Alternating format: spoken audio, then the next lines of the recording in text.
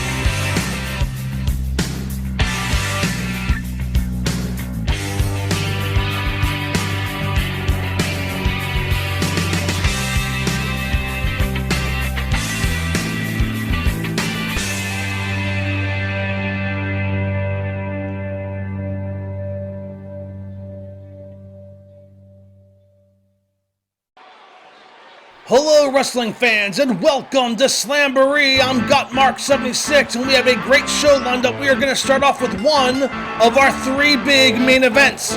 The NWA World Title is on the line. Let's take it to Gary Michael Capetta. From Denton, Texas, he weighs 245 pounds. A member of the Von Erich dynasty, David Von Erich. As David Von Erich makes his way to the ring, he will be challenging Nature Boy Ric Flair for the NWA World Heavyweight Championship. Of course, this match happened many times in 1982 and 1983. But it happened at a time before David Von Erich had really discovered himself after defeating Jimmy Garvin in a feud for the Texas Championship. And let's send it back to Gary Michael Capetta for the introduction of the NWA World Heavyweight Champion.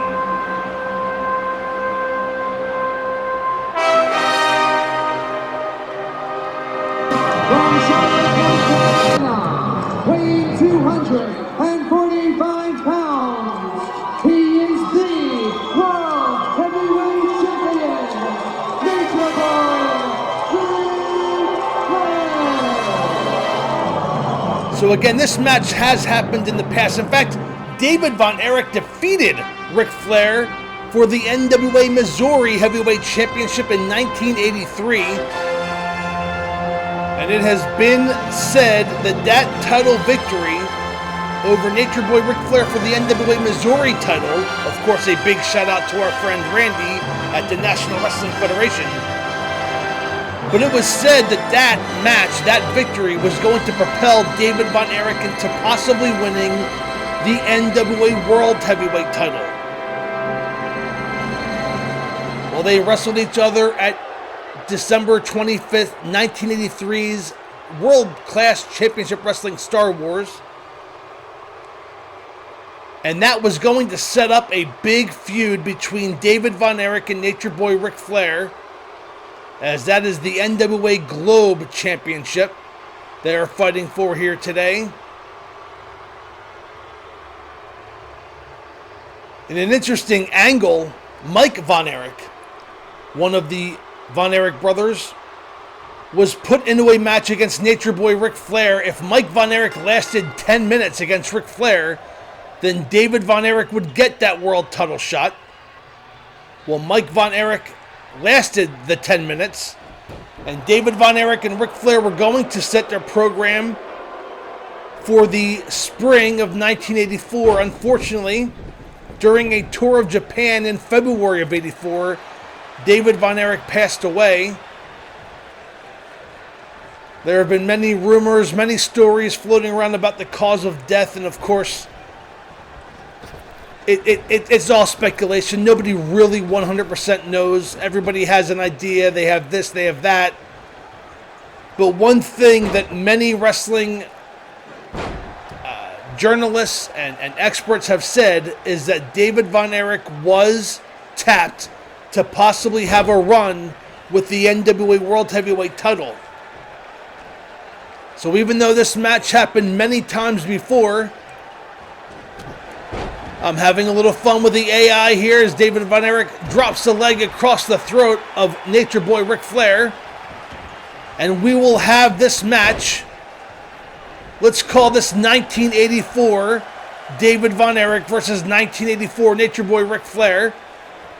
And it is for the NWA World Heavyweight Title. We have 3 big main events lined up for you today. This is main event number 1. Starting off the program as David Von Erich drops another leg across the throat of Ric Flair. And it worked before, let's do it again as David Von Erich in control.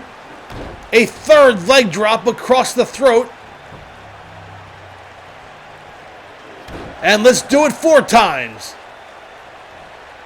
As the PS4 artificial intelligence having its way with Ric Flair. And David Von Erich with a forearm to the back of Ric Flair. Flair back in control, throws Von Erich into the turnbuckle, runs, charges, clothesline, and down goes David Von Erich. Of course, Ric Flair in 1984 and 83 was a traveling world heavyweight champion. He had just won that title at Starrcade 83 in November, Thanksgiving night of 83, as he goes for a cover here, 1, and a kick out at 1 by David. Flair had won the NWA World Title at Starrcade 83 by defeating Harley Race in a steel cage match. And of course, the NWA champion was a traveling champion, going to many different territories, as David goes for the cover, 1, and a kick out at 1 by Flair. So as Ric Flair traveled to Florida and traveled to Texas, defending the NWA World Heavyweight Title, it was David Von Erich who was in line for the next opportunity. Into the turnbuckle goes David. Flair from behind with a clothesline. Down goes David Von Erich. And Flair in control. Could he be setting up for the figure 4? He's grabbing the leg. And now working over the leg of David Von Erich as the Nature Boy. And a big chop by Flair. Front face lock, but Von Erich reverses. Flair going for the leg again, this time reversed by David Von Erich. What a nice move, had that wall scouted. And David Von Erich back in control. Into the turnbuckle goes Flair. Oh, and walks right into an elbow.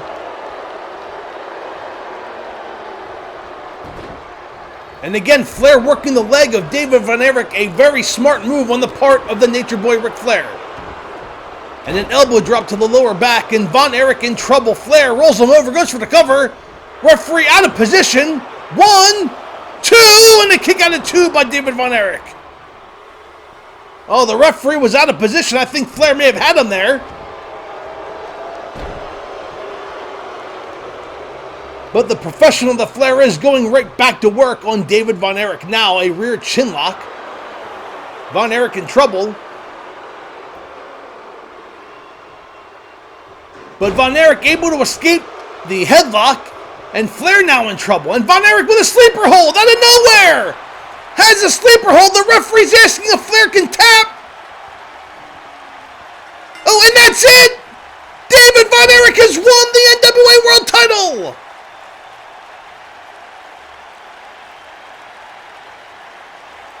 Fans, we're going to take a look at the replay here. Ric Flair was in control for, I'd say, 75% of this match. But David Von Erich hit that sleeper hold out of nowhere, and Flair couldn't get out of it.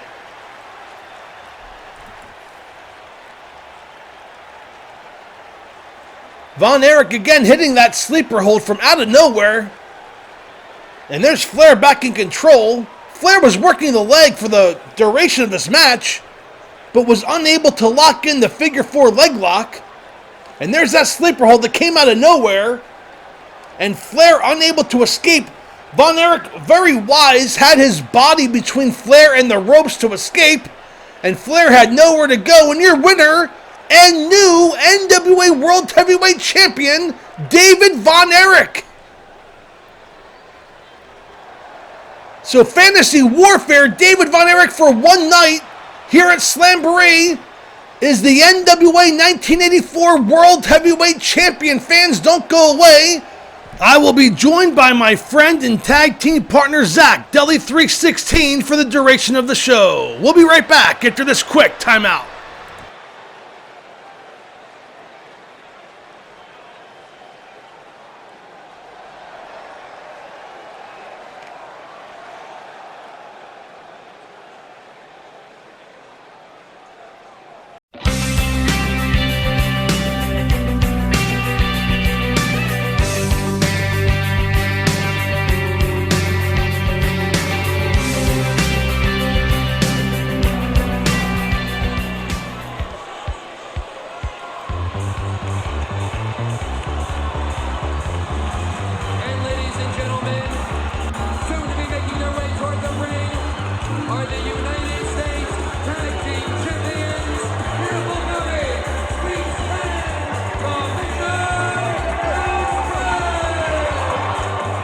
And there they are, the Midnight Express, the U.S. Tag Team Champions. Fans, I am joined by my good friend and tag team partner, Zach, Deli316. Zach, how are you today? Hi, guys. Thanks for welcoming me back. Well, you know, we had such great chemistry the last time.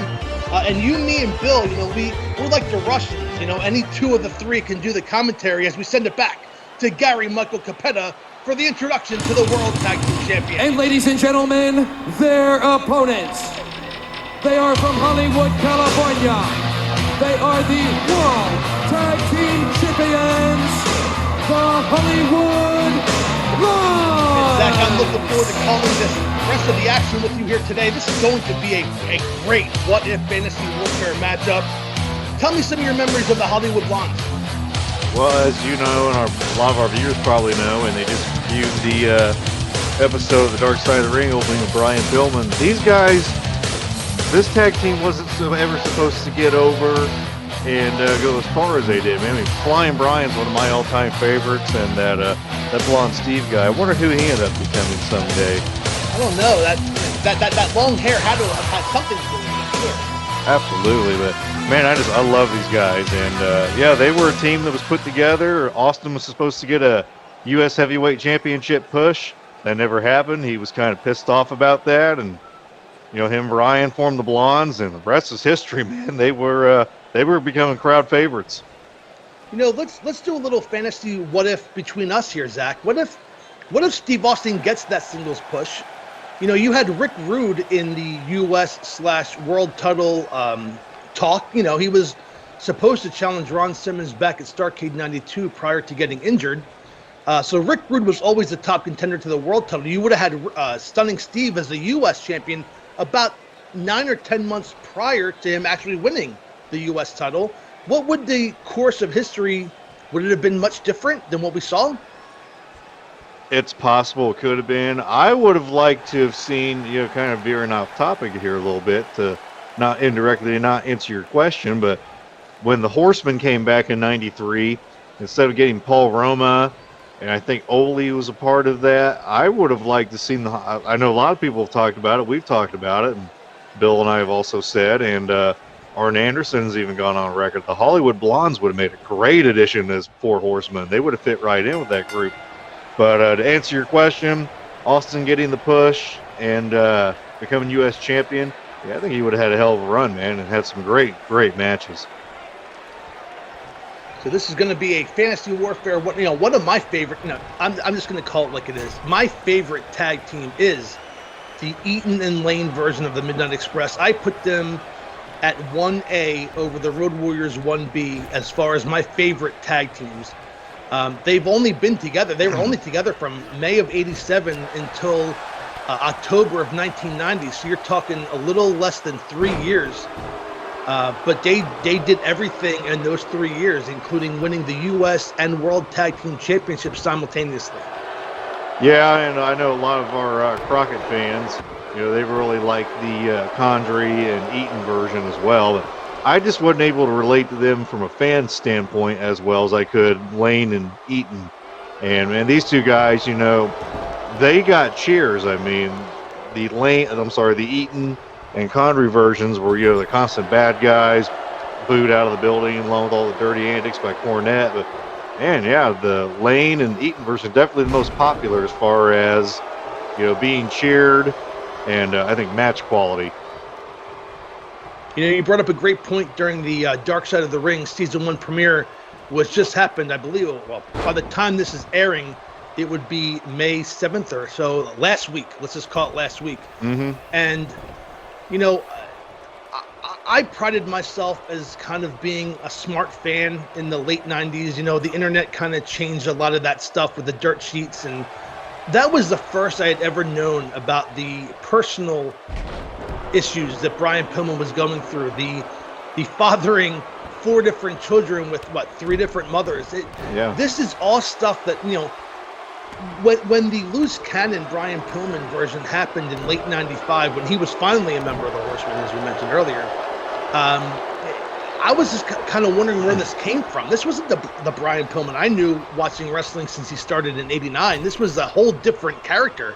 And it just shows that maybe some of that personal life was bleeding into his professional life, and he was indeed a loose cannon. I didn't know about any of that stuff, man. I knew about him being married to Melanie, and I knew there was Brian Jr. I didn't know about the other 2 daughters. So that's kind of an interesting backstory we get on him. And, just a lot of the personal issues and struggles he was going through. But, man, a lot of them guys will tell you back in the day, you're traveling town from town, away from your family, a lot of one-night stands, a lot of drugs. And, obviously we don't want to disrespect anybody. No, but of course not. What I thought was really refreshing out of that whole episode, and obviously the death of Flying Brian was a tragedy, but what I found really refreshing was the fact that when he found out he had other children, he was there. Absolutely. He was not a deadbeat dad. He wanted to be involved in their lives, made himself involved in their lives. And, even looking back, you have to respect that about Flying Brian, that he was not just somebody who was going to, shove off responsibility. He wanted to be a part of their lives, even if he wasn't with their mother. And I just thought that was, that was just great to at least know that. And the fact that his daughter knows that was really refreshing as well, that he didn't pass away and the daughter thought that he didn't want her. I just thought that was a great, that kind of pulled at my heartstrings, that episode. Absolutely. And, I'm a dad, and, there's always the saying, it takes a man to be a dad. So he was there for his kids and his family, and so worked, took care of them, and, was making that money, man. But, we got a double team going on here by the Express, man, kind of what they specialize in. Oh, Austin's going to feel that. I think that might carry over into Austin's next career, that knee shot. As Stan Lane working over the arm now of Stunning Steve. Stunning Steve and Bobby Eaton were part of the Dangerous Alliance back in 1991 through 1992, and that was one of my favorite factions after the Four Horsemen. I think they were clearly my second favorite. But Bobby Eaton, of course, stayed a tag team specialist teaming with Arn Anderson, while Stunning Steve was focused around that TV title mid-card push. Mark, I think this match is going to come down to one move. That's the stun gun. Austin hits that, it's lights out. And well, he's close to them ropes, too, so he's looking for it. Stunning Steve with a victory over Tully Blanchard last week on 2 for Tuesday Night Warfare. So that would not surprise me if he carries that over here to tonight, as Flying Brian tagged in. And look at the speed and agility of Flying Brian with a series of clotheslines taking down Sweet Stan. This is what he's known for, man, that high flying and what's the word I'm trying to think of? You don't, at this point in the career, you didn't know what he was going to do. I mean, he became a heel, started cheating and trying to change up his entire arsenal. And, you know, this was really pre-loose cannon era right here, because he was starting to become a little unhinged as a blonde. How can we ever forget a flair for the old? Well, you know, that was done a lot more respectfully than the My Spot NWO. Yeah. So I can at least appreciate a flair for the old. Well, Flair loved Pillman, man, and Pillman would have told you Flair was his idol. I mean, he took him under the wings and traveled with him when he debuted in the NWA in 1989. So Ric Flair wanted to make Brian Pillman a star. And I'll never forget that match they had, man. Was it February of 1990? I mean, just they blew the roof off the place and drew one of the biggest cable TV ratings of all time.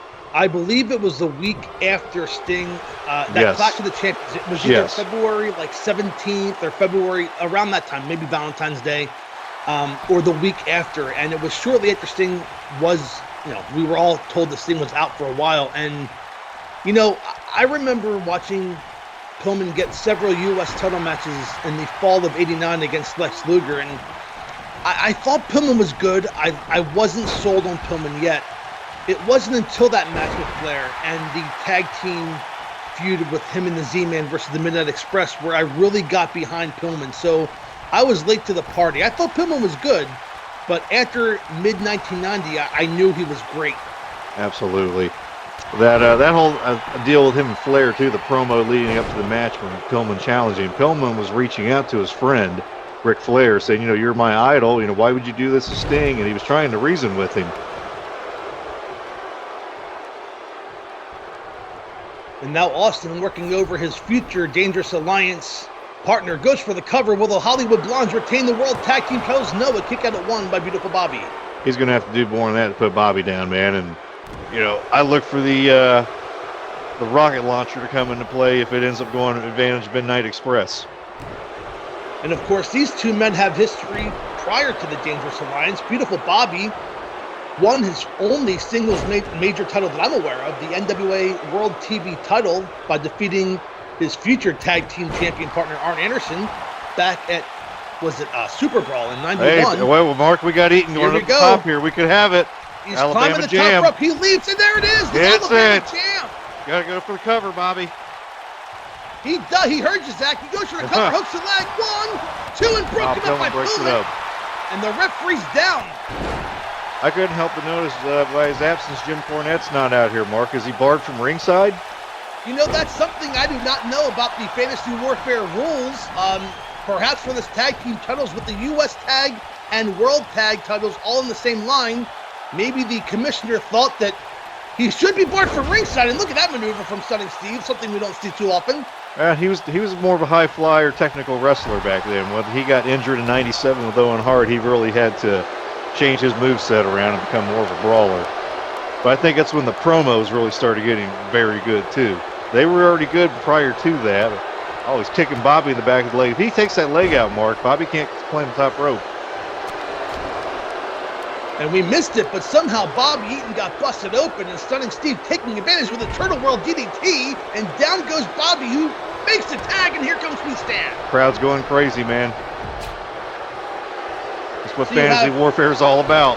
That is, and Eaton and Pillman, respectively, on the outside trying to recover as Stunning Steve and Sweet Stan go at it, uppercut by Stan Lane, and a forearm, and now Stunning Steve has been busted open.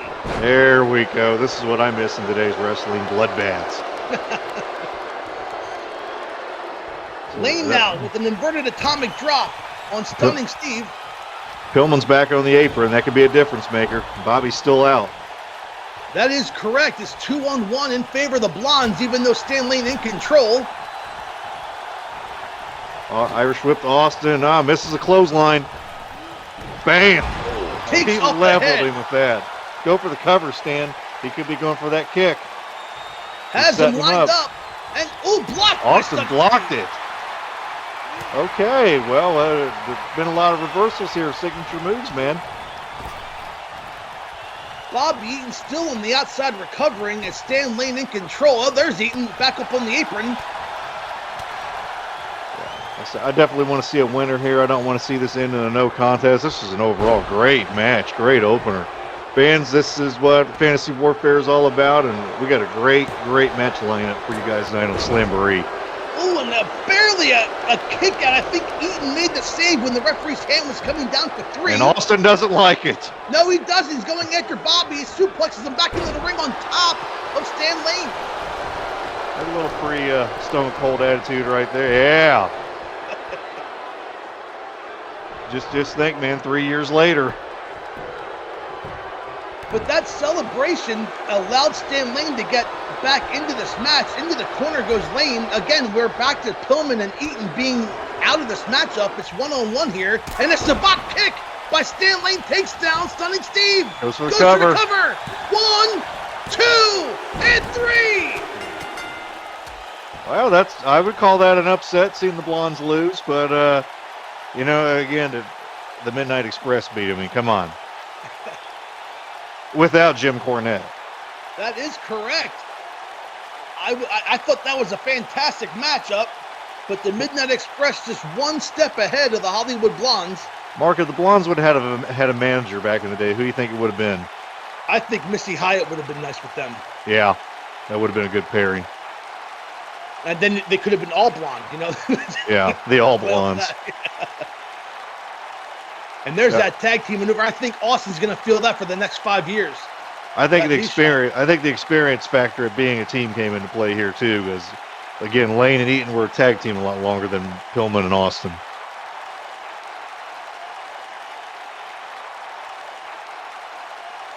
Austin definitely gonna be feeling that one, fans. There's your winners: Midnight Express, Bobby Eaton, and Sweet Stan Lane. Well, I'm excited, Zach, because the very next matchup is going to be between a former NWA World Champion, Dusty Rhodes, and the greatest wrestler who ever lived. That match is coming up next. Don't go away. God, we got Paul Orndorff. We'll be right back after this quick timeout.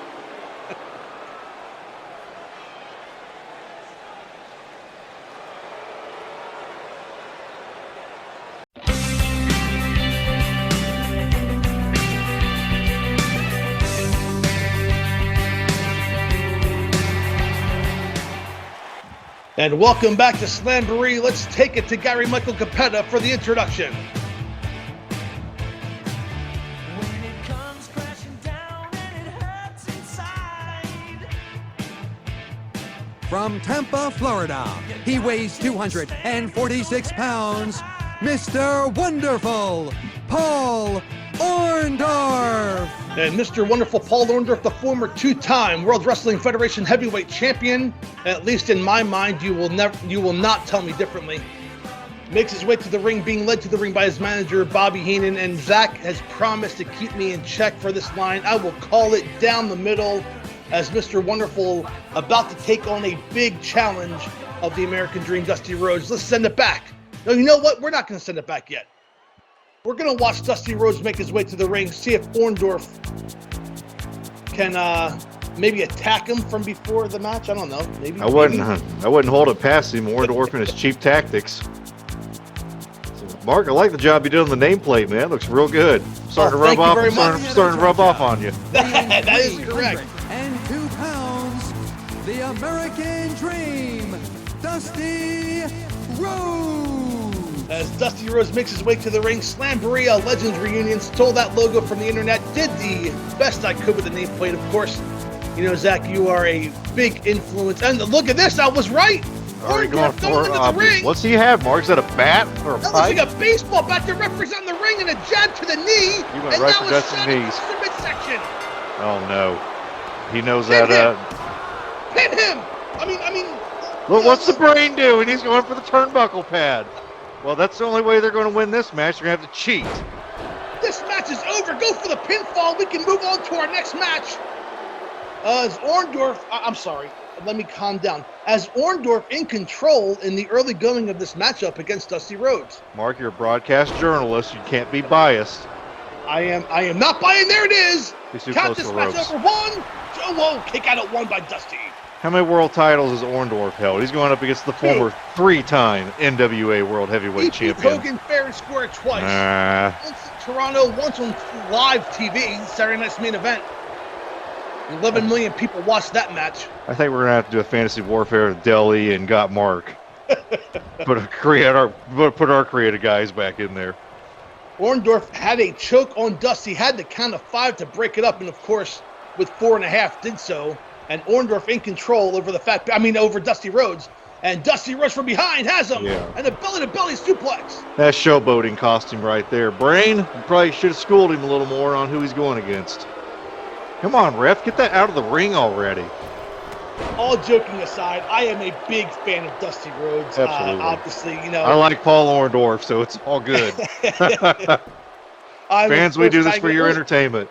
A figure 4 leg lock by Orndorff. Can Dusty make it to the ropes? Turn it over, Dusty. Fights out of it anyway, and slapped him right in the face. That's insulting. That gorgeous Greek godlike face of Paul Orndorff, he's not going to like that, Mark. And this match somewhat, even now, as I thought Orndorff was going to take this in under a minute.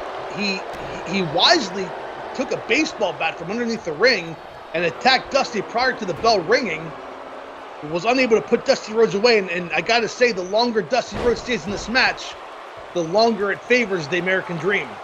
Oh, yeah, man. It seems like anytime he gets busted open, that's when he really turns it on. And if we don't have Dusty Rhodes bleeding in this match, I want a full refund. We got 2 Florida boys going at it right here, man. Orndorff, known tough man down in the Tampa area. And Dusty really made his name down there in championship wrestling in Florida. Missed some territories, man. We're getting some territories back. Yes, we are. Current wrestling. I implore anybody watching this channel to go check out SWE Fury. They're a promotion based out of Texas, and very entertaining. Reminds me of old school and new school, a perfect hybrid. And what makes them special in my mind is that they... Fans, we're experiencing technical difficulties. The SWE recognizes that they are a regional territory, and they don't claim to be world anything. And I think that is what's missing. I grew up in Philadelphia as Dusty Rhodes with a series of left hands, and here it comes. Shucking and jiving. To the chest. That's going to be all. Orndorff can't kick out of this. 1, 2, and 3. No! Orndorff! Orndorff kicks out. So sorry. Orndorff kicks out. It's that intestinal fortitude, right? Uh-huh. That's exactly right. And the paycheck. Dusty, yeah, it's all about the money. Orndorff, I think, blocked the bionic elbow, and again has a 5 count to break up this legal maneuver in the corner. Paul Orndorff said he loved being a bad guy. But man, I like cheering for him, though, too, when he was a good guy. He come out to Van Zant's I'm a Fighter. Man, that song just fit him. But, yeah, he had some wars with Piper and Morton and them guys. That's it. Fans, that's a move you don't see anymore right there. And I don't agree with this. Orndorff needs to go for the cover. Took too much time showboating. That ego. 2, and no, Dusty that cost kicks him. out. Dusty got the shoulder up. God damn it. Come on. Hope there's not any kids watching this. Drop kick by Orndorff takes down Dusty Rhodes. Pin the champion. No, he does not. Picks up Dusty Rhodes again. Oh, and rams his face into the mat, and down goes the Dream. Goes for the cover. This price has been all Orndorff. But yeah, he's not smart enough to pull him away from those ropes. I think that the more that Orndorff allows Dusty to stay in this match, Dusty can... Look, man, there's nobody in this business or was in the business in the late 80s, early 90s who could come back like Dusty Rhodes. That's an advantage of being the Book of Man, baby. That's true. But fans, so piggyback off what Mark was saying earlier about SWE. Mark, I didn't know if you were aware of this, but the NWA's got a TV deal now. They're on Fight TV. Fight TV, yes, they are. Yeah.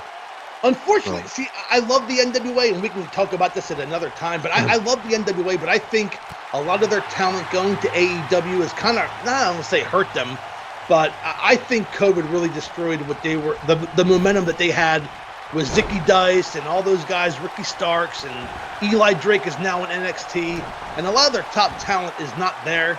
I'm not giving up on them. I think they can recover, but right now they just have a lot of work to do. Well, we had the unfortunate death too of Joe Cephas, aka the question mark, and Yes. what a fan favorite he became. I think unintentionally. I think that just got over. Yeah. 'Cause Yeah. I don't think they meant Organically. Yes. Yep. Yeah. I mean, that's the best kind right there, man, when the fans choose who they want to like and who they want to hate. And, okay, this is something you don't see often here. Orton's busted open. How is it Dusty's not bleeding and Orndorff is? I don't know. It must be something illegal in Dusty Rhodes' hands, as Orndorff now has to come an uphill battle for Mr. Wonderful. Can he do it? He has Dusty Rhodes in the corner, and the big right hand in the corner. Orndorff showing the referee has nothing in his hands, not like that cheater Dusty Rhodes, and down goes Rhodes. Wait, what are you saying? He hit Orndorff with his taped blade? Absolutely, like Jericho the other night. And I now wouldn't hold a pass in and to slip in a pair of brass knucks. a camel clutch by Orndorff, stealing that maneuver from I Make You Humble. And, Dusty's powering out of it. You're going to have to do more of that to put the dream away, man. You know, he's a Broadway guy. I don't think I've ever seen the Dream submit. He may have passed out from pain, but I've never seen him quit. I got to give the American Dream his due. Going for the cover. This could be all. Mr. Wonderful in trouble. 1, 2, and no, barely kicks out. Dusty's getting a little frustrated now with these telling the ref, come on, count faster. That was 3. And there here it is. we go. Here we go. Now we're getting our money's worth. Both men a bloody mess. Exchanging blows. Dusty has Orndorff up in a suplex. Mark, this building we're in is definitely no stranger to Dusty Rhodes. They like him here in the Atlanta Omni. Absolutely. And now they're just trading blows back and forth. Orndorff setting him up for another pile driver, the second one of the match. And Hits spikes it. him down. That could be it. But he's not going for He's the not cover going for the again, though. cover.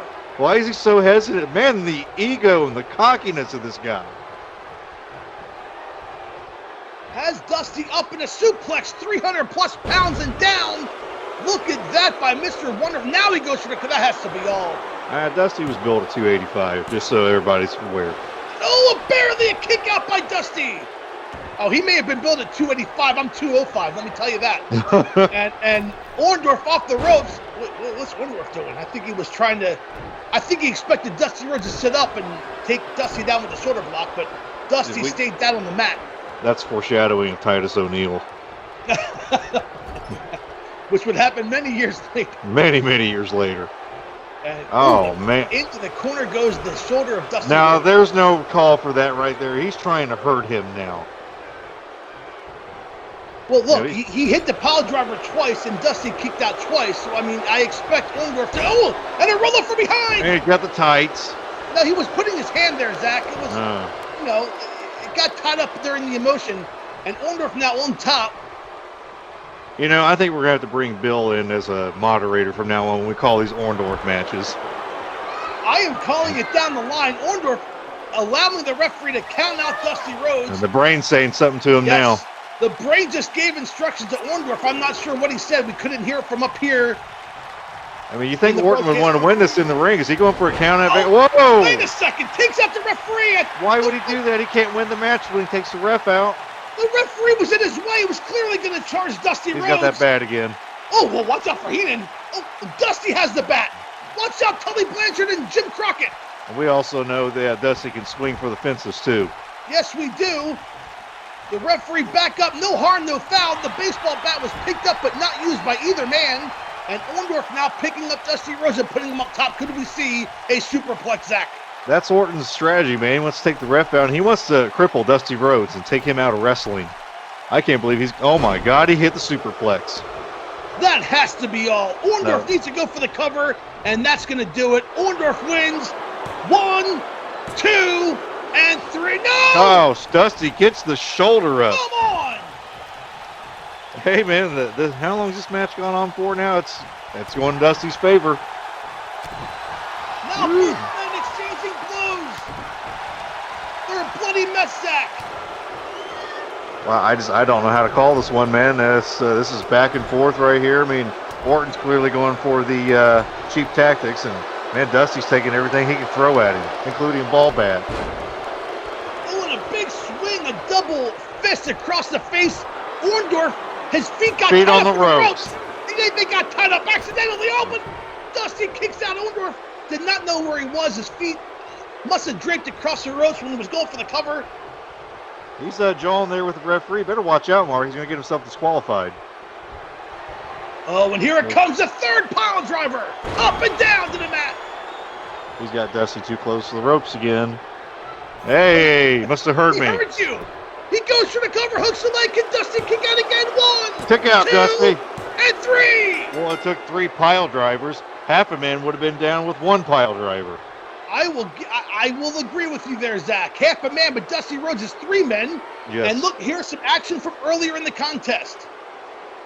Dusty just having his way with Orndorff early on, went for the shuck and jive right there. Man, I think what it came down to, Mark, he didn't get him with the bionic elbow this entire match. Yes, I think Orndorff blocked it the one time when Dusty was going for it. And I joke about Dusty Rhodes. If anybody has the same physique as Dusty, it's yours truly. But here are some highlights as Dusty had the match at different times, as did Orndorff, but neither man could get the 3 count, and there is your winner, Mr. Wonderful. Well, despite his underhand tactics and using the brain to cheat in a ball bat, we'll just leave it at that. It took a baseball bat and Bobby Heenan to put Dusty Rhodes away and taking the ref out. Well, if you're not cheating, you're not trying. And fans, the second of our big 3 main events is coming up next as Hulk Hogan will defend the world title against superstar Billy Graham. Don't go away. We'll be right back after this quick timeout.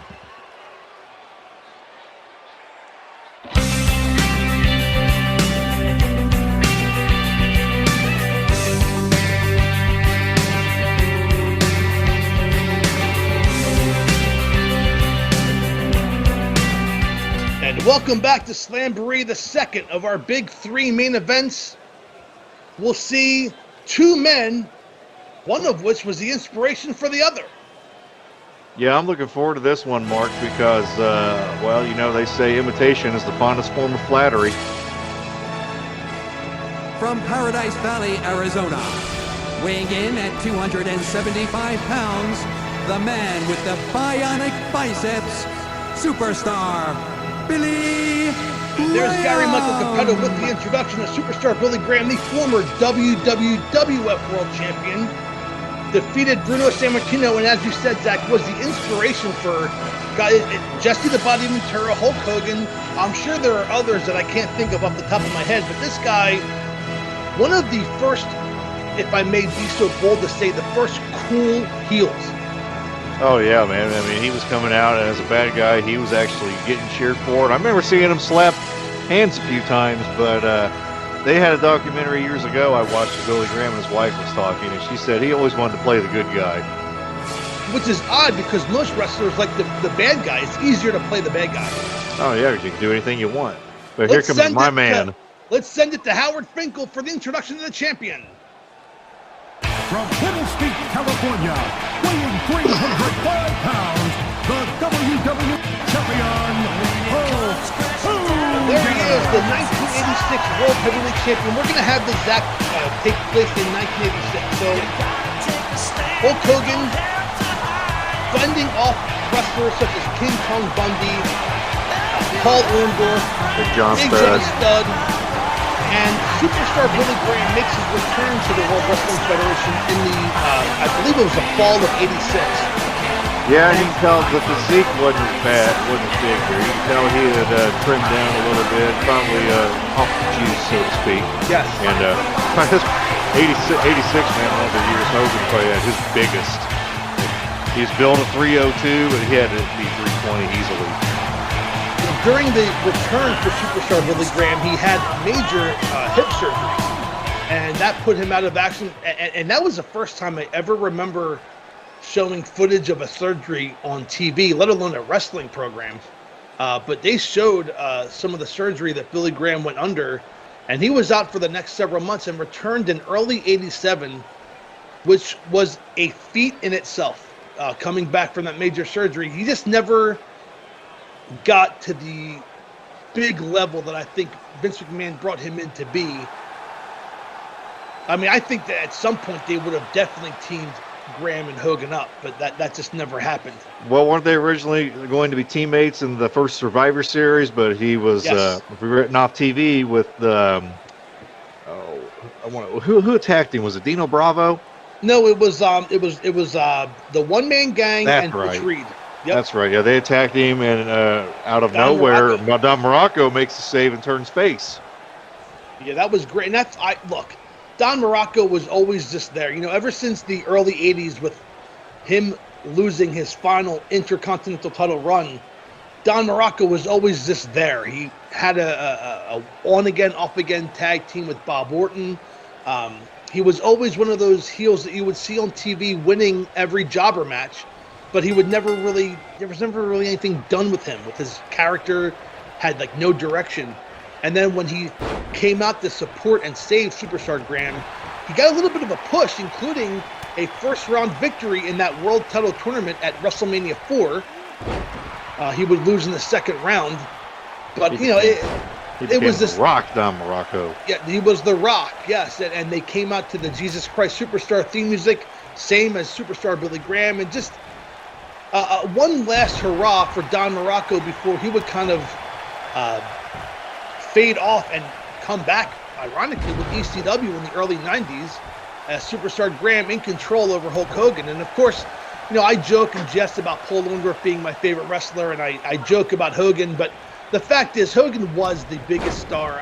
I love Flair, and I will say that Flair was the greatest, but Hogan was the biggest star, and I don't think anybody can compete with that.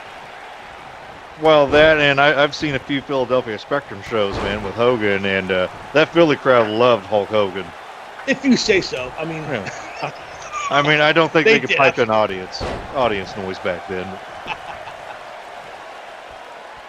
But this has been pretty one-sided so far, man. Graham with the advantage over Hogan. He might be using Hulk's strength against him.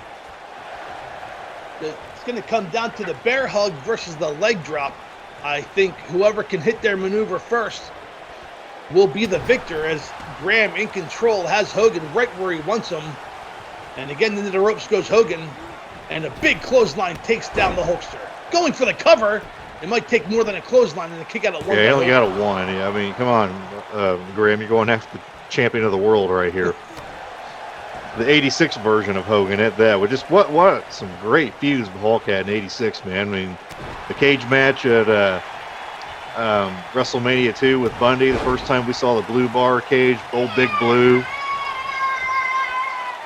Got the kids screaming in the background. Sorry about that, folks. We are close to fans here at ringside, so it's okay. The fans are excited for this matchup between Hogan and Graham. Well, I mean, the kids, man, they loved Hulk. I mean, he did everything he did back then for the kids, the training, the prayers, the vitamins that apparently make you look like that. I took vitamins, Mark, and I don't ever remember getting that big. Well, I weigh that much, but I'm not that shaped, so Yeah. Up and over goes Graham. He just had the perfect look, man. The blonde hair, the tan, the big, bulky physique. So right guy, right time, but, we always say, so-and-so is going to be the next Ric Flair, Hulk Hogan. Man, we'll never have another Hulk Hogan. We'll never have another Ric Flair. We'll never have another Paul Orndorff. Guys like that. Because our childhood is great. Absolutely. That's why we're doing this for you guys. Hogan now, he knows he needs to slow down the pace because Graham had all the momentum in the early going. But Graham, he's a wily veteran, and he knows Hulk move for move and up and slam down to the mat. Power slam. That's not usual. Well, I guess Hogan was using the power slam a few times in 86. But that's not really a move he's known for. There's two in a row. So he's clearly working over that back and neck. Yes, he is working over the back, absolutely. And I don't know if the back of Billy Graham is instrumental in his bear hug, but I would imagine if he takes Hogan off the mat, it has to be. So Hogan, at least making a wise decision to go after the back of Superstar Graham. For our fans here watching, Mark, what are you using right here, 2K19 or 2K20? So this is 2K19. Most of this card is 2K19. I believe the whole... Oh, and Graham has been busted open. I believe this entire card is 19. I go back and forth between 18, 19, and 20 as much as I can. Your stage logos look great in 20 as Hogan goes for the cover 1, 2, and a kick out at 2 by Graham. I was really impressed how well the aprons looked and didn't have that stupid shine to them that 19 it imposed. So Hulk's starting to Hulk up here. Graham is in trouble. Hulk, ooh, and Graham avoiding the big slam has Hogan up. And look at this. Whoa. A power slam by Superstar Graham. I never saw that before. Hulk Hogan's never felt anything like that before, and he just manhandled him like he was a man-child. Graham now going for the cover 1 and a kick out at 1 by Hogan. I'll take more of that. Don't count Graham out of this match. He may be bleeding. An inside cradle. Wrapped up. Hogan won and a kick out at 1 by Hogan. Well, we have the current, 1986 WWF champion going up against the God, I'm sorry, fans. I can't remember what year Graham won the WWF. Okay, 77. so we're almost 10 years apart here. Up and over the top. Now they're taking it to the floor, Zach. Well, and I think this is going to favor Graham. It could favor both of them, though. Let's not forget Hulk started out as a heel. But I mean, this is ultimate superhero. Ouch. Hulk's going to feel that one in the morning. Slammed his head right on the mat. Woo, man. Back and forth. Hogan kicking Graham in the midsection. Referees counts up to 5. And Hulk just blasted airs at Hogan showboating we all love. Hogan was blasted Graham with the left hand. That's not something you see too often. And Graham throws him back in the ring. Before the count of 8, Graham gets Hogan back into the ring. Win, lose, or draw. Graham cannot win the title by a count out. And the big clothesline by Hogan. Oh, here it comes, Zach. Off the ropes. Hits it. Drops the leg. That's usually the 1, 2, 3. That is all. Hogan has retained 1, 2, and no! Oh. A kick out by Superstar Graham. This is the precursor of 2 other wrestlers kicking out of finishers, folks. This is AI doing this. I have nothing to do with this. And Hogan now with a back body drop of Superstar Graham. He's going to have to hit him with a 3-punch big boot leg drop setup. I mean, that's the only way he's going to put him away. He's going to have to hit those in that order. Is it bad, fans, that we know Hulk Hogan's moveset? There's the boot. I think that knocked out Graham. 1, 2, 3. That's it, folks. Your winner, WWF 1986 champion Hulk Hogan. Let's go back and see some of the highlights, Mark, of this match. This was a lot more competitive than I thought, especially with Graham in control in the early going. And Hogan hit the leg drop. Graham kicked out, but he could not kick out of the big boot. And there's Hogan flexing to the crowd. All for them big traps and that big tan body, folks. That was the look back then. You either were a rock star or a professional wrestler when you're tan and have a mullet. But in Hogan's defense, he had the skullet. The skullet, I like that. Well, Graham's showing you what he's all about. He's no slouch, Mark. That man was put together just as well. He was kung fu fighting, clearly. Not at this stage of his career, right? That was in Florida. I know, but isn't it great when we hear some of these songs and we immediately think, oh, I remember when my favorite wrestler come out to that song. I mean, you talk about Jesus Christ Superstar, Real American. I mean, those are just iconic theme songs. And here's Graham kicking out of the Hogan leg drop, which I did not imagine was going to happen. Man, I figured that was going to mess with Hulk a little bit psychologically, but nope. Your winner is still champion, folks. Fans, that was the second of our 3 big main events. Coming up next, the WCW International Heavyweight Championship 1993 will be on the line when Ravishing Rick Rude takes on Big Sid Vicious. Don't go away. We'll be right back after this quick timeout.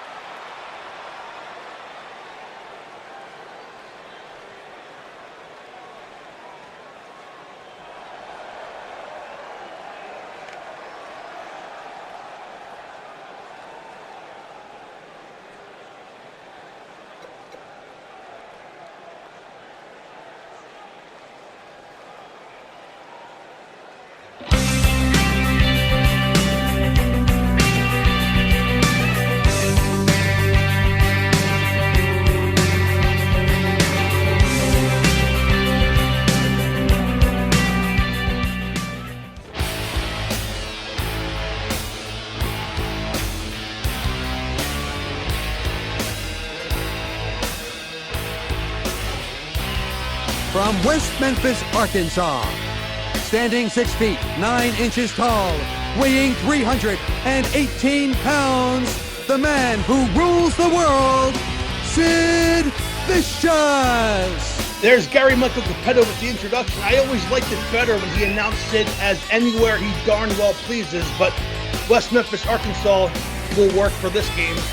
As Sid Vicious makes his way to the ring, Zach, he's going to be taking on ravishing Rick Rude for the WCW International Heavyweight Championship. He probably threatened Capetta before the match and basically told him, I go wherever I want. You tell him this is where I'm from. When you're that big, that mean, and that powerful, you can do whatever you want. And we've covered many Sid Vicious matches thus far. Oh my God, try saying that 5 times fast. Mark, looks like Sid's been working out since our last pay-per-view at WrestleMania. He looks good here, man. There are so many of the Sid Vicious and Paul Orndorff and Dusty Rhodes creations that one of the things I wanted to do with Fantasy Warfare is not only use the different logos and arenas, but also the different versions of the wrestlers, and this is one of my favorites. I get a little Sid Justice going on here in this version of Sid Vicious. But yeah, Sid looks like he's pumped up and been working out for tonight's match. He's going to have his hands full. He's simply ravishing. Let's send it to Gary Michael Capetta for the introduction of his opponent.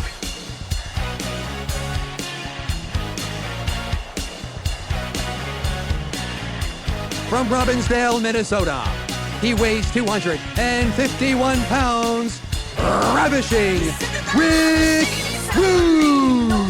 And there he is, ravishing Rick Rude, making his way to the ring. Zach, one of my favorite heels of all time.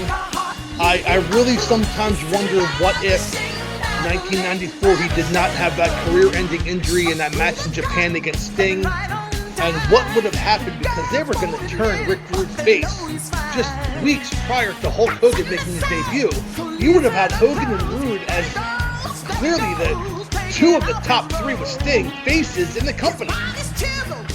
You talk about bulked up physiques and very, very powerful men right here, man. Rick Rude is another one of them guys, and he's also one of them guys a lot of the wrestlers would tell you back then in those days you didn't try out or mess with backstage. He could hold his own. Oh yeah, he was definitely a part of that Minnesota crew with the Road Warriors and Nikita Koloff, and again, Dark Side of the Ring does a great job. Season 2 covered the Road Warriors, and Rick Rude, of course, mentioned in that group.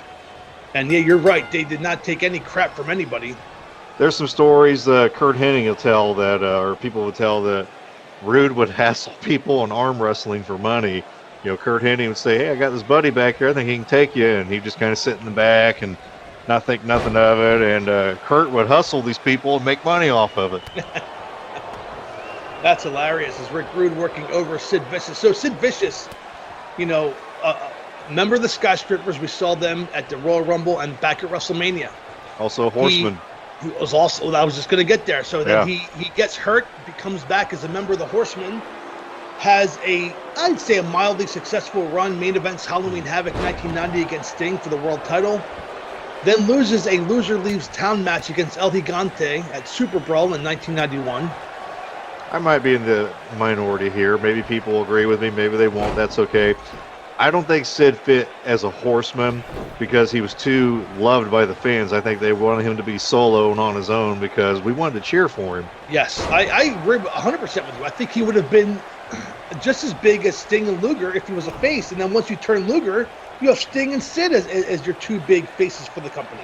Oh, could you imagine? Because that's something I don't think we ever saw, Sting and Sid on the same side. Right. So then Sid goes to the World Wrestling Federation, becomes Sid Justice. Starts off as a babyface. He does. Starts off as a babyface, but he was always one of those badass baby faces. Like, you kind of just knew that he was one bad move away from being a bad guy. And I think that was wise booking on the part of McMahon. And of course, the big Royal Rumble 92 when Ric Flair wins the world title, he eliminates Sid as Hulk Hogan shows his true mannerism by pulling and cheating and pulling a sore loser that Hogan was, pulls out Sid Justice, and that match co-main events WrestleMania 8 in your hometown. Well, as a fan, as a kid watching that, 10 years old, I was infuriated with Sid turning on Hogan the way he did, but now watching that back as an adult through adult eyes, those fans were going crazy when Sid eliminated Hogan. And I watched it live on pay-per-view. Yeah, they were booing Hogan. There's somebody in the crowd actually had a sign that said Hulk Who. Sid points it out during the broadcast. You go back and watch I think maybe the Coliseum home video versions, maybe not so much on the WWE Network, but they piped in cheers for Hogan and boos for Sid, and it was completely the other way around. Absolutely. And you would think in 2021 with, acknowledging the NWA and WCW, now that Vince has won the war, that they would kind of go back to the original edits. What are they protecting now? I don't know why they don't just go back to the originals, but Cancel nonetheless, culture.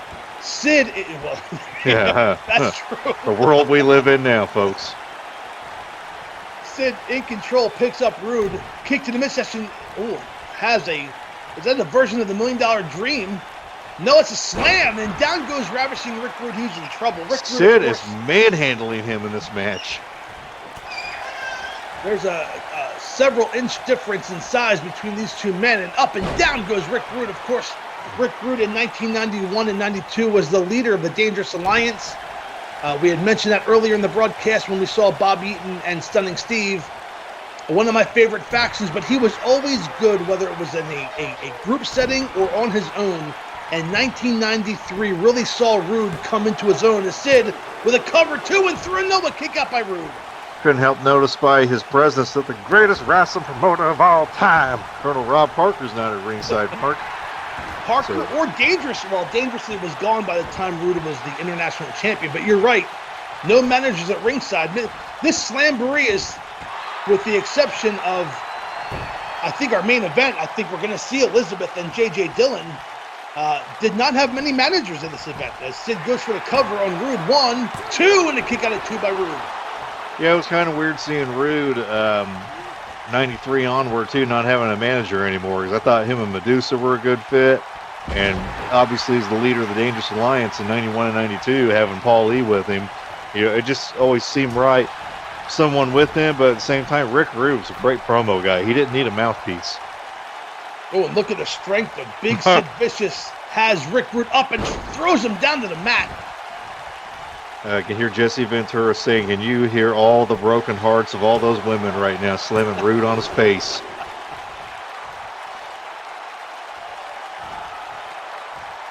Sid working over Rick Rude now.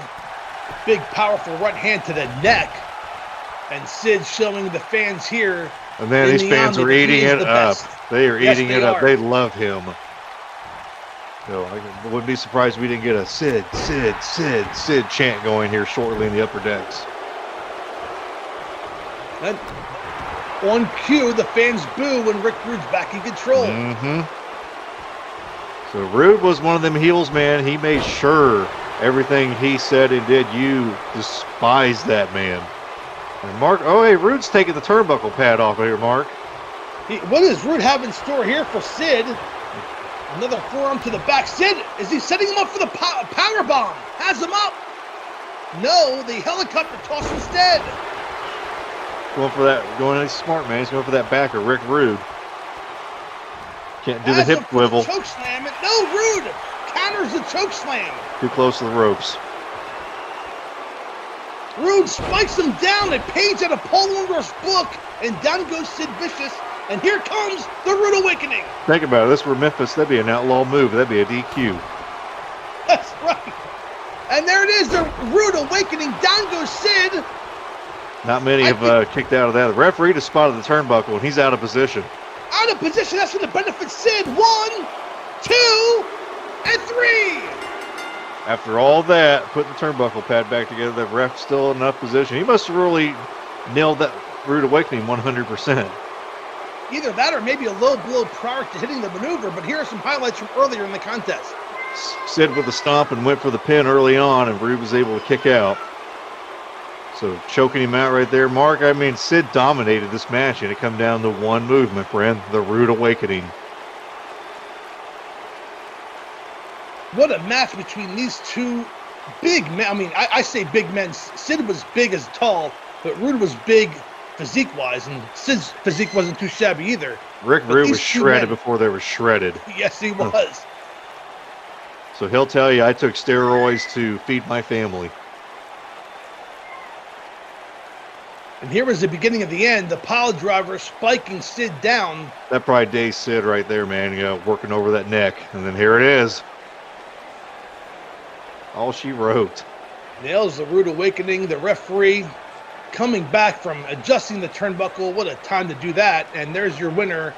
And still international champion, Ravishing Rick Rude. Fans, our main event is next, as the World Wrestling Federation Championship will be on the line when the Macho Man Randy Savage 1988 defends against Tully Blanchard 1988.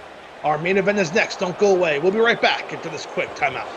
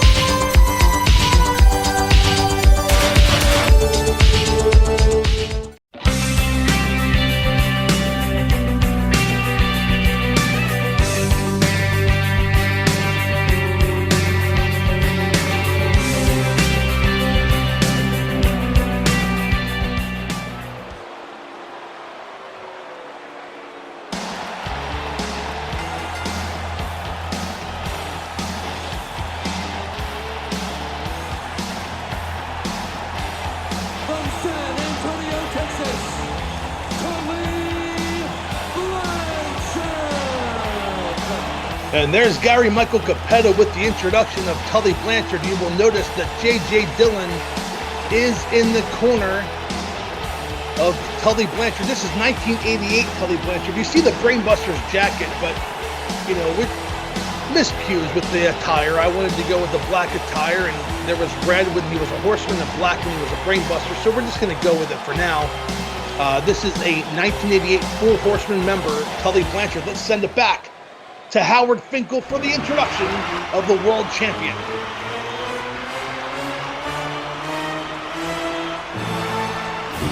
From Sarasota, Florida, weighing 245 pounds, Macho Man Randy Savage. And there it is, the introduction of the Macho Man by the one and only Howard Finkel. And Macho Man being led to the ring by his manager, Miss Elizabeth. Of course, you mentioned earlier in the broadcast, Dark Side of the Ring, Zach. I'm sure many of our fans watching also saw the A&E documentary on the Macho Man. And what I tell you what, that was a tale of two shows, if you ask me, between hour one and hour two. Yeah, you can't do anything on Randy Savage without mentioning Miss Elizabeth and vice versa. I mean, they were just two iconic characters, iconic people, and such a big part of, you know, again, our childhoods growing up.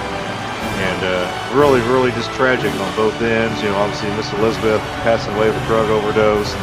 I can still remember where I was and what I was doing, Mark, with the day I found out Randy Savage had passed away. I was on my way to do an installation job, and one of my sisters called me and said that Macho Man was just killed in a car accident. And man, I mean, you're always glad to hear about when one of the, I mean, it sucks hearing about it, but it's always refreshing to hear when one of these guys, when they do pass away, it had nothing to do with drugs. Yeah, and I remember where I was at work.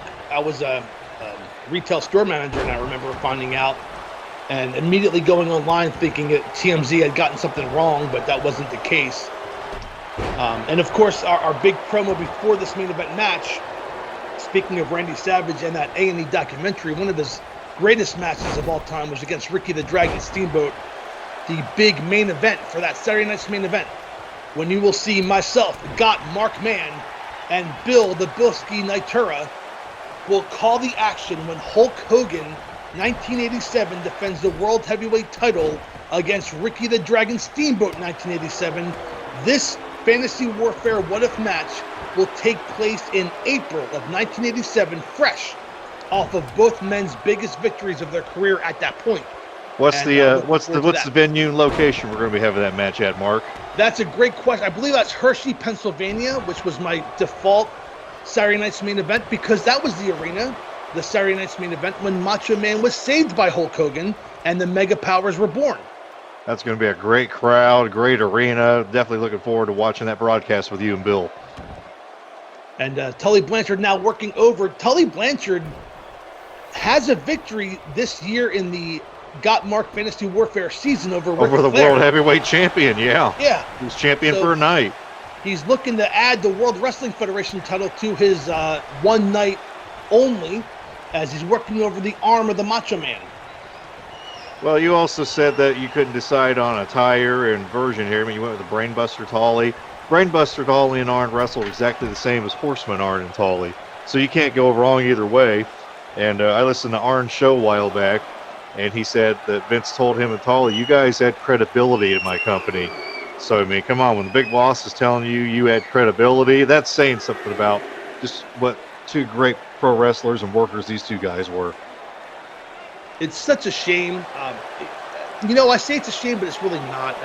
And there's a long version of this. But, you know, when Tully failed that drug test due to taking cocaine, we as fans were kind of robbed of the Four Horsemen reuniting in the NWA. But I think looking back in 2020, with 2021 vision, that was probably the thing that turned around Tully Blanchard's life. Oh, yeah. Probably saved his life. Gave his life to Christ. He found Christ. He got back on track. And look, I watch AEW. I listen to, you know, he's being used great in a manager role, kind of the J.J. Dillon role back from the 80s. He's managing FTR in the Pinnacle. And Tully Blanchard does just as good of a promo as he ever did. And he is a breath of fresh air, that old school meeting the new school. And, you know, I think that, you know, maybe Tully Blanchard wouldn't be here if he had been able to just continue abusing himself the way he was in the late 80s. Well, it's a great point you make, too, you know, where he's at now and what he's doing and the fact that he's on, you know, Turner Network again. Man, you know, they call these guys old-timers, and by today's standards, I wouldn't mess with these guys still. They're professional wrestlers. They know what they're doing. They know how to fight. They know how to protect themselves. And more than that, Tully knows how to win, as he has Macho Man in control. I can still see for Tully cover. Blanchard today still, man, hitting somebody with a roll of quarters if it came to that. That or J.J. Dillon's shoe. Whatever it takes. Or a baby doll coming in and scratching somebody's eyes out. And Blanchard now with a beautiful suplex up and over goes Savage, who Savage, look, let's just compare the managers real quick. You know, J.J. Dillon, the manager of the Four Horsemen, would frequently get involved to help his team win, but Miss Elizabeth never got involved. Never.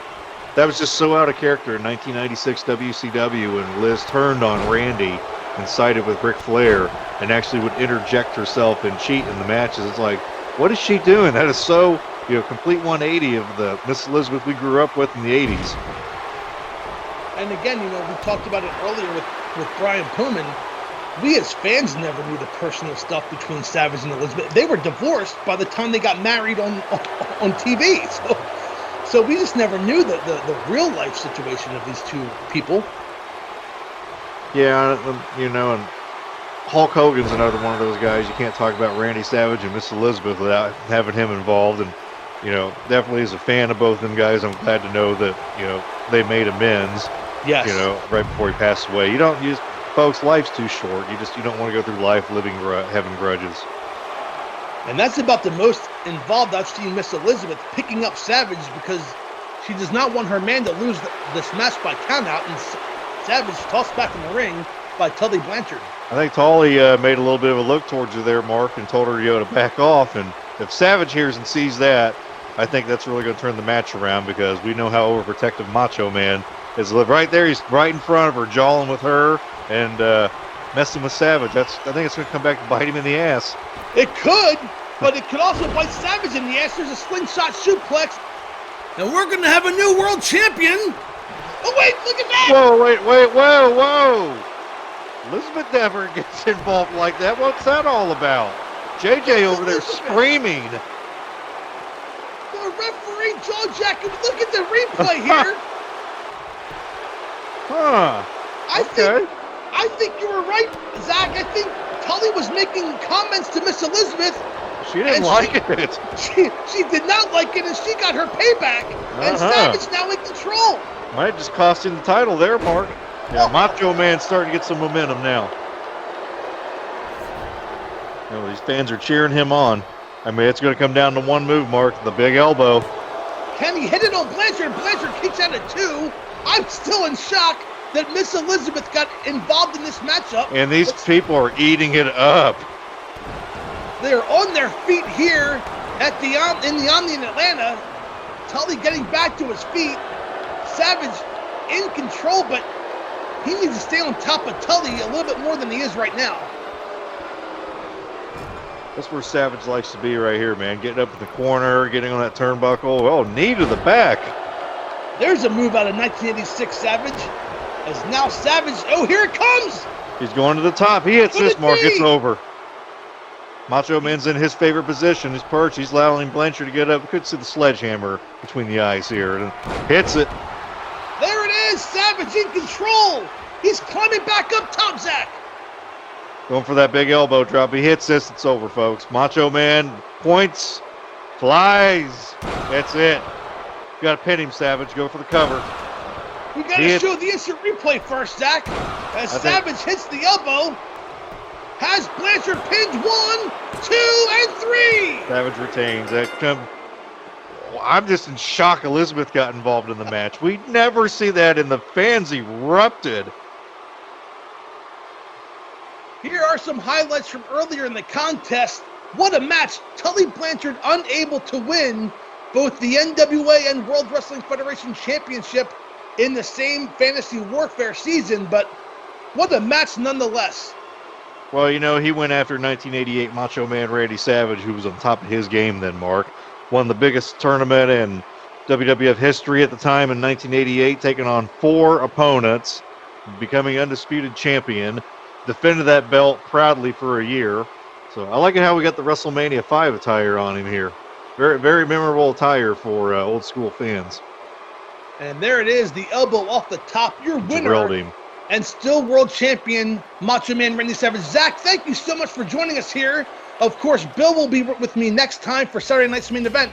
That coming your way in June. Zach, thank you so much for joining me. Hey, it's my pleasure, man. Thanks for having me aboard again. I was told by popular demand they wanted to get us back together, and here we are, folks. So we play by Mark 76 Deliverance. We play by the TWN rules. Thank you, everybody, for tuning in. We will see you next month at Saturday night's main event. Good night, everybody. Later on.